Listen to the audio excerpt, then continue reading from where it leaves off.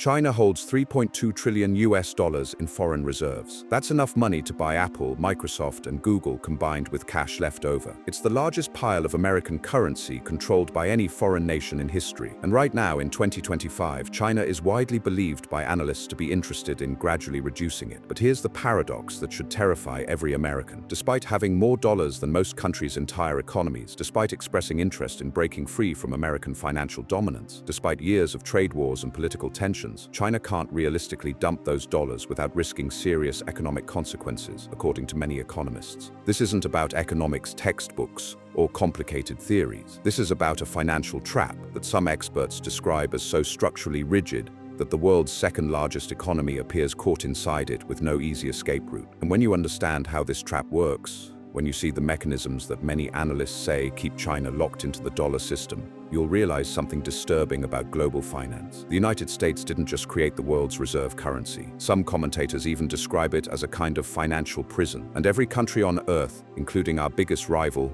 can be seen as participating in it. Let me show you how China accumulated $3.2 trillion, why many observers think they're eager to diversify, and why the mathematics of global finance may make that extremely difficult. Because this story reveals what some call the hidden architecture of American power, and why the dollar remains remarkably dominant even when half the world wants it gone. Before we dive into China's dollar dilemma, you need to understand how any country accumulates foreign currency reserves. It's not like China went to a bank and asked for $3.2 trillion.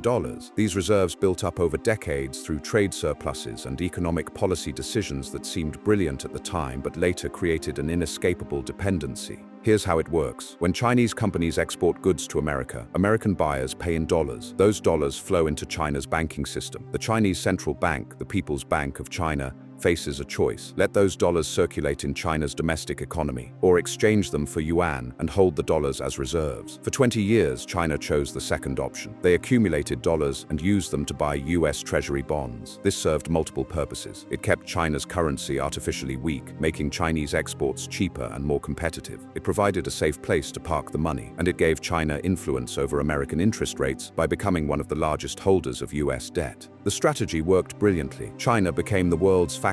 Exports exploded. GDP growth averaged 10% annually for decades. Hundreds of millions of people were lifted out of poverty. The accumulation of dollar reserves was the foundation of China's economic miracle. But by 2014, something changed. China's leaders began to see their massive dollar holdings not as an asset, but as a vulnerability. They controlled $3.2 trillion, but those dollars potentially gave America leverage over China's economy. If the US imposed sanctions, if American banks froze Chinese accounts, if the dollar's value collapsed, China would suffer massive losses. Worse, holding so many dollars meant China was effectively financing American military expansion. Every treasury bond China bought provided funding for the same American military that might one day be used against China in a conflict over Taiwan or the South China Sea. China was indirectly contributing to a system that could, in theory, work against its own interests. So China's leadership made a decision: reduce dollar dependence, diversify reserves, build alternative payment systems, create a multipolar financial world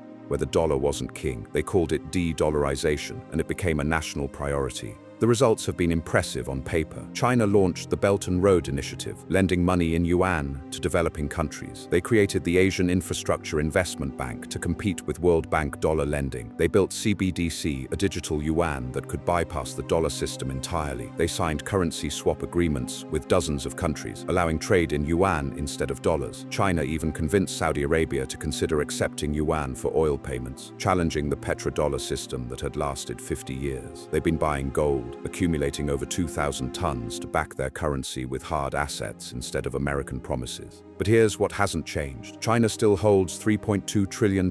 Despite a decade of de-dollarization efforts, despite building alternative systems, despite political will at the highest levels, they haven't reduced their dollar holdings. If anything, they've grown. Why? Because China discovered what every other country learned before them. The dollar system isn't just convenient. Many experts argue it's extremely difficult to exit at scale, and the trap has 3 layers that make escape nearly impossible without economic self-harm. Layer 1 is the liquidity trap. China's $3.2 trillion in dollar reserves isn't sitting in checking accounts earning nothing. It's invested in US Treasury bonds, corporate bonds, and other dollar-denominated assets. These investments are liquid, meaning China can sell them quickly if needed. But that liquidity depends on market depth. The US Treasury market is the deepest, most liquid financial market in human history. $40 billion in Treasury bonds trade hands every single day. China can sell $10 billion worth without moving prices. But if China tried to sell their entire $3.2 trillion position, they'd flood the market. Prices would collapse. The value of their remaining holdings would plummet. They'd take massive losses on every bond they sold.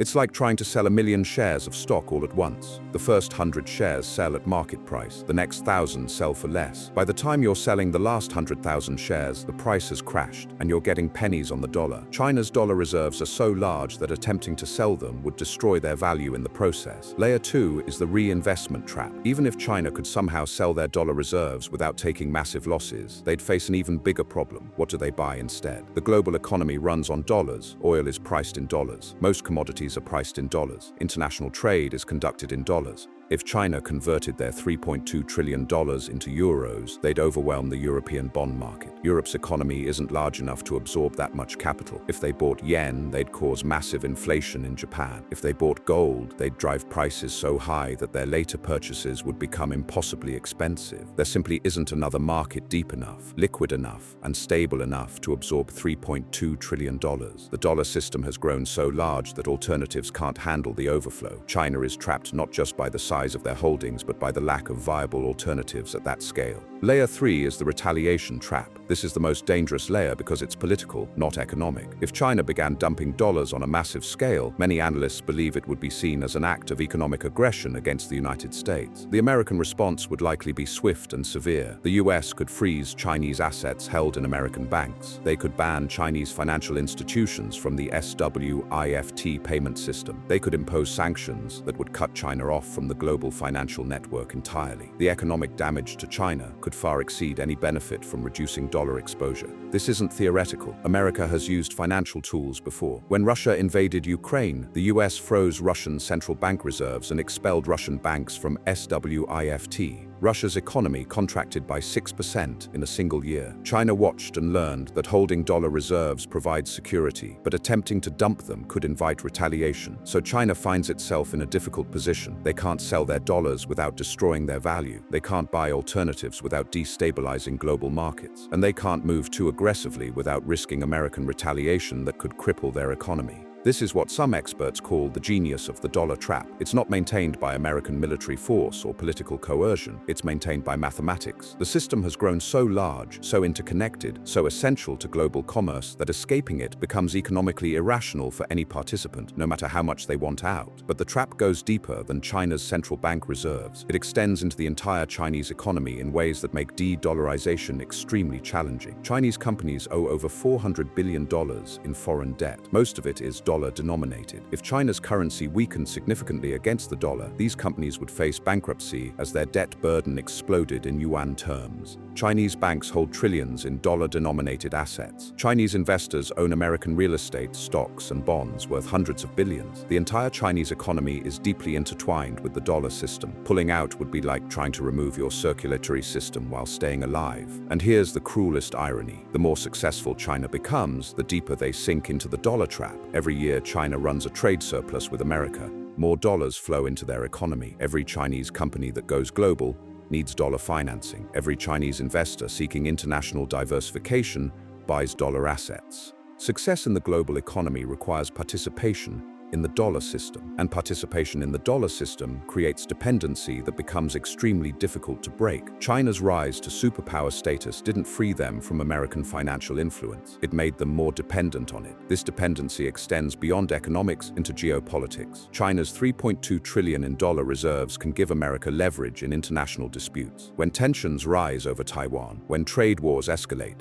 when military conflicts threaten, America holds the powerful financial option of exclusion. The US can threaten to freeze Chinese assets, ban Chinese banks from dollar markets, or exclude Chinese companies from the global financial system. These threats are credible because China has too much to lose. Their entire economic model depends on access to dollar markets, dollar financing, and dollar-based international trade. China's leaders understand this vulnerability. They've spent billions trying to build alternatives. The digital yuan was designed to bypass American payment systems. The Belt and Road Initiative was meant to create yuan-based trade networks. Partnerships with Russia and Iran were attempts to build non-dollar economic blocs. But every alternative faces the same fundamental problem: network effects. The dollar system is valuable because everyone uses it. A new payment system is only useful if others accept it. A new reserve currency only works if others hold it. And switching costs are enormous when your entire economy is built around existing systems. China can encourage some developing countries to accept yuan through Belt and Road loans. They can trade with Russia in rubles to avoid sanctions. They can build digital payment systems that work domestically. But they cannot replicate the global reach, the market depth,